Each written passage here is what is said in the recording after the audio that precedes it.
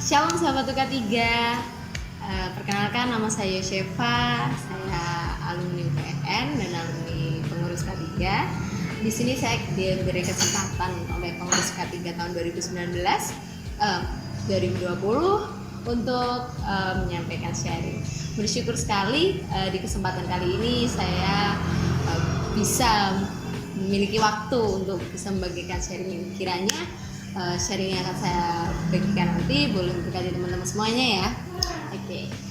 Di malam hari ini teman-teman, aku ingin membagikan sharing tentang mengalami Tuhan. Ya, buat teman-teman yang mengenal saya pasti tahu latar belakang saya. Bagi yang belum, saya akan singkat cerita. Oke. Saya memiliki latar belakang sebagai orang Kristen, di mana saya dilahirkan di dalam keluarga Kristen dan saya dibesarkan di dalam keluarga Kristen juga. Jadi saya memiliki identitas sebagai seorang Kristen karena bawaan dari keluarga. Jadi bukan karena saya mengenal dan saya bertemu dengan Tuhan secara pribadi. Singkat cerita, saya hidup dengan keluarga yang saya bisa bilang saya bersyukur memperoleh keluarga seperti mereka. Papa adalah orang yang menurut saya adalah cakap, papa yang pandai, mama yang wise and so very humble buat anak-anaknya. Tetapi suatu ketika kami berada dalam perekonomian yang stabil, Tuhan izinkan sesuatu yang terjadi di dalam keluarga saya, sehingga papa waktu itu mengalami kolaps di perusahaan yang di tempat beliau bekerja, tutup, sehingga papa harus balik ke Jawa. Dan dari situlah dimulailah perjalanan hidup yang benar-benar bersama Tuhan itu seperti apa. Ya, setelah perusahaan itu tutup, papa kembali ke Jawa, membuat banyak resiko. Dalam keluarga kami membawa banyak perubahan, terlebih di dalam hal materi. Nah, akhirnya singkat cerita papa terpanggil untuk melayani sebagai full timer di dalam gereja, dan mereka menerima papa sebagai pelayan di gereja. Namun itu memberikan efek yang besar bagi keluarga saya, yaitu di dalam perekonomian. Bahkan saya teringat waktu itu untuk beli susu, untuk beli beras, itu saja sangat-sangat susah. Nah, disitulah kepercayaan saya sebagai anak kepada papa saya masih tetap bertahan.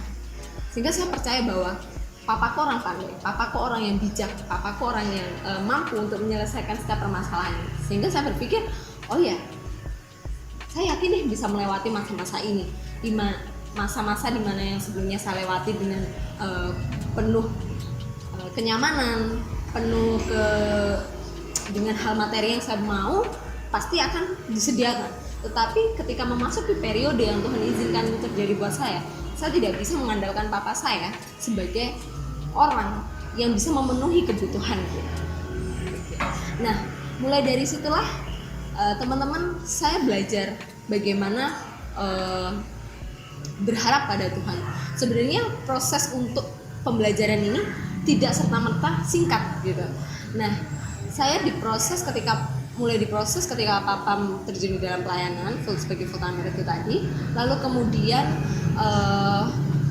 papa juga memberikan saya pengertian tentang kebenaran firman Tuhan lebih dalam, karena kebetulan saya bersyukur papa diizinkan untuk belajar teologi ya, sehingga beliau sering mengajak saya dan mama untuk sharing dan bertukar pendapat tentang firman-firman yang dia pelajari gitu. Nah, disitulah mulailah proses itu berjalan. Namun saya belum mengenal Tuhan secara pasti dan belum benar-benar mengandalkan Tuhan. Yes, I will pray kepada Tuhanku. Saya belum mengenal bahwa ini loh Tuhanku yang sesungguhnya, ini loh Tuhanku yang menolong. Nah, singkat cerita, ketika saya lulus SMA, saya tidak bisa melanjutkan kuliah secara langsung karena masalah perekonomian tersebut.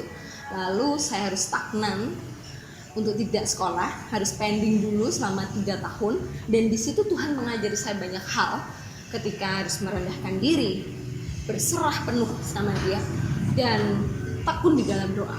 Nah, di 3 poin proses ini itu membuat saya awalnya berpikir, oh iya, karena saya butuh ini, saya ingin kuliah sebagai seorang anak yang papanya seorang sarjana. Pas tentulah buat saya pribadi, saya juga pengen kuliah gitu. Nah, singkat cerita, Tuhan proses saya waktu itu, bahkan sampai yang dinamanya kepahitan pun saya juga harus belajar untuk melepaskan itu. Saya banyak diproses di situ. Nah, singkat cerita 3 tahun berlalu, sampai pada waktu itu saya berdoa, Tuhan, saya merindukan untuk bisa berkuliah di kuliah negeri. Nah, dan bisa memiliki yang biaya pendidikannya murah. Tetapi saya tidak memungkiri, karena biaya pendidikan juga mahal waktu itu. Di tahun 2014, keluarga saya, papa dan mama, memutuskan untuk oke, kamu kuliah. Ketika papa mengorbankan dirinya, mengorbankan harta yang kami miliki, udah, ini papa jual buat kamu sekolah, tapi kamu harus benar-benar sekolah, kamu harus melalui sekolahmu itu kamu bisa melayani. Ketika waktu itu bergulir, saya berpikir, ya Tuhan, pokoknya kalau Tuhan kasih saya kesempatan, saya nggak akan mau sia-siakan waktu itu, kayak gitu. Nah, pengalaman saya bertemu dengan Tuhan itu dimulai ketika saya mulai kuliah. Setelah mengalami proses 3 tahun, saya harus bersabar menunggu, mengampuni dan merendahkan hati itu tadi, saya mulai bisa kuliah. Dan di situ pun satu hal, ketika saya terkejut ketika saya masuk kuliah, saya ini mintanya kuliah di negeri, tapi ternyata saya masuknya di swasta. Nah, ketika 6 Oktober 2014, saya benar-benar dikejutkan bahwa di kampus kita, di kampus UPN, di kampus saya kuliah, itu dijadikan negeri. Saya berpikir sampai saya terheran-heran, loh, serius kah Tuhan? Aku awal masuk swasta, tapi Tuhan izinkan ini jadi negeri. Padahal itu awal-awal saya masuk kuliah. Bisa dibilang, loh, kamu sebenarnya kalau kuliah di kampus negeri. Jadi saya berpikir sampai melongo gitu ya. Kok bisa ya? Benar tak Tuhan? Ini jawaban Tuhan. Padahal waktu itu ketika saya dalam masa 3 tahun, saya tidak pernah berpikir tentang saya bisa masuk di negeri. Yang penting saya udah masuk aja, kuliah aja. Di swasta pun saya nggak masalah gitu, asal Tuhan izinkan saya. Oke. Disitulah saya menyadari bahwa oh, Tuhan itu ternyata mendengar doaku, dan Tuhan itu memproses aku, menjawab doaku. Itu tidak pada waktuku, tidak pada waktunya Yoshefa, tapi pada waktunya Tuhan. Di situ saya ditegaskan lagi bahwa kamu tuh loh, ketika kamu berdoa, aku tuh mendengar, aku tuh real dan aku nyata. Tetapi kamu tidak melihat aku memproses. Itu saya dapatkan rema seperti itu ketika saya doa pagi di 6 Oktober itu. Dan saya bersyukur ketika itu saya bilang, yes, I have a life God. Allah yang benar-benar nyata, Allah yang benar-benar hidup buat saya. Dan mulai dari situ, oke Tuhan, saya menyerahkan kehidupan saya. Dan proses itu tidak berhenti dari situ. Ketika saya menyadari Allah yang hidup, oh ya benar, ini cuman berkatnya saja, tidak. Tapi saya harus proses karena saya tinggal dengan saudara yang notabene Muslim. Terima kasih untuk nenekku dan kakekku, saudaraku, kakakku yang selalu mendukung aku di dalam kuliah. Mereka mungkin berbeda dengan saya. Mereka mungkin tidak percaya Kristus, tapi saya mendapatkan kasih sayang, mendapatkan berkat dari Tuhan melalui mereka. Saya bersyukur sekali mereka boleh mengizinkan saya sebagai mahasiswa untuk bereksplorasi, untuk menemukan dunia-dunia baru, untuk boleh bermain seperti layaknya anaknya sendiri dan tidak membeda-bedakan antara saya dengan anaknya.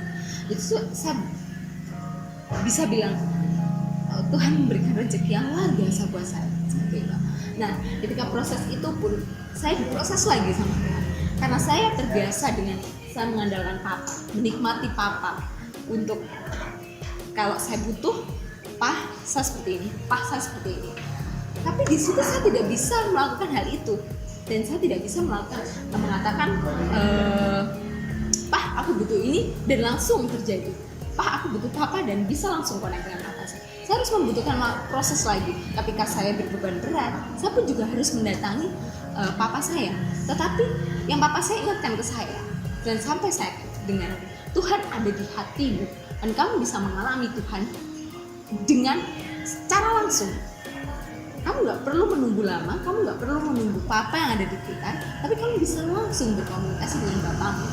Nah, ketika saat saya terjun pelayanan pun, tentu beban-beban hidup saya tidak serta-merta akan hilang, tapi akan bertambah banyak. Dan dari situlah, ketika saya berbeban berat, saya ingat kata-kata papa saya itu, saya mulai berdoa saat teduh, membangun hubungan intim, dan latar belakang keluarga yang saya ikuti juga non-Kristen, sehingga saya hanya bisa mengandalkan Tuhan Yesus saja.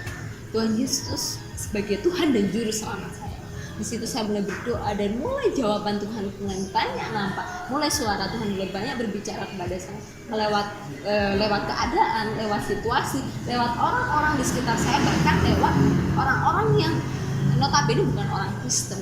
Tuhan banyak berbicara seperti itu kepada saya, sehingga saya menyadari ketika saya sudah lulus, ternyata yes, I have the real God, I have believed God. Dia Allah yang benar-benar hidup, dia Allah yang benar-benar nyata di dalam kehidupan saya, dan dia memproses saya sampai detik ini dengan sebegitu rupa, membuat saya tidak merasa kesepian. Kalaupun saya harus kos, tinggal sendiri, jauh dari keluarga yang saya ikutin, jauh dari teman-teman saya, masih jauh dengan keluarga saya, tapi saya nggak merasa kesepian, karena saya benar-benar merasakan bahwa Allah itu hidup. Ketika dalam persoalan duniawi saja, dia memberikan kita berkat-berkat terlebih dari perkara duniawi. Dia memberikan satu hal yang sangat berharga buat saya, yaitu adalah keselamatan dan pengakuan sebagai anak. Jadi saya bersyukur teman-teman, ketika saya bisa merasakan proses Tuhan, mungkin buat saya sakit, mungkin buat keluarga saya menyiksa, tetapi itu mendidik saya dan keluarga saya, terlebih untuk pribadi saya, untuk tidak mengandalkan manusia, untuk hanya mengandalkan Dia semata, untuk mengandalkan Tuhan semata. Banyak firman Tuhan yang saya tidak bisa ungkapkan, itu sangat berbicara kepada saya, banyak menegur saya bertemu dengan teman-teman di UK3 juga banyak sekali yang mereka yang memberkati saya tidak bisa ungkapkan secara detail bagaimana perasaan saya, tapi hanya satu hal yang saya bisa sampaikan ke teman-teman, bahwa ketika kita surrender sama Tuhan, ketika kita menyerah sama Tuhan, ingatlah bahwa Dia, Yesus Kristus itu adalah Tuhan yang hidup. Dia bukan Tuhan yang mati, Dia Allah yang bangkit, Dia Allah yang menjadi manusia, sehingga Dia menyatakan dirinya, ini aku ada bersamamu, I live in you and you should live in me. Jadi saya belajar seperti itu teman-teman. Gak banyak yang bisa saya sharingkan, singkat cerita, biarlah apa yang bisa saya sharingkan ini boleh memberkati teman-teman. Buat teman-teman yang tidak memiliki harapan, seolah-olah putus harapan, please you should be remember bahwa kamu punya Allah yang hidup. So kamu harus belajar untuk menghadap Dia, duduk di kakinya, diam di kaki Dia, dan mintalah, Tuhan, aku ingin mendapatkan hadirat untuk berbincang dengan. Itu aja teman-teman yang bisa saya sharingkan, kiranya bisa memberkati teman-teman semua. See you, God bless you.